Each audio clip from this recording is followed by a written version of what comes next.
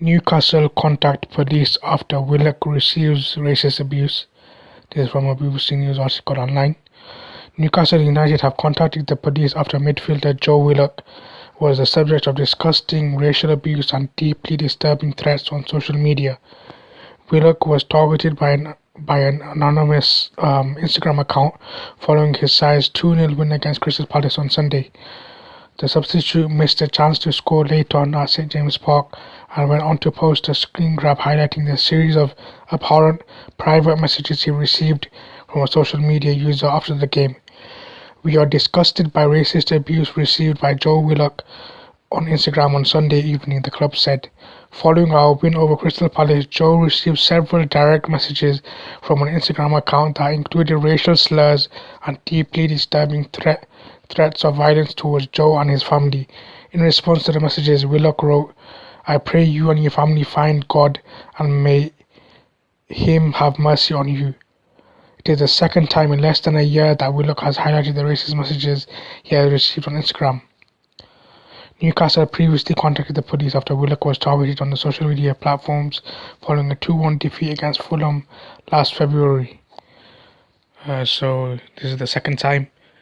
So unless something is actually done, I don't think it will stop. And there's various different ways of doing things, and the clubs and the police should find out who these individuals are and not only ban them from football, say permanently, in terms of maybe Newcastle or any other club that they might support, but from all of football in the UK, not for 1 year, 2 years, permanently, and then that might actually make people think, because often they do not care about being racist, they care about football. Secondly, they should not only ban them or whatever, but make sure they have a criminal record or offense or whatever it is on them. So if they're applying for jobs or other things, then they will be affected. So people in the future will think twice. If I be racist, even if it's on social media, I can get caught and I can get in trouble. And people should understand that racism is unacceptable, whether it's online or in real life, and you cannot hide behind usernames and whatever else. And particularly with so much awareness about racism and different campaigns as well as education, all of these things, people still feel the need to be racist.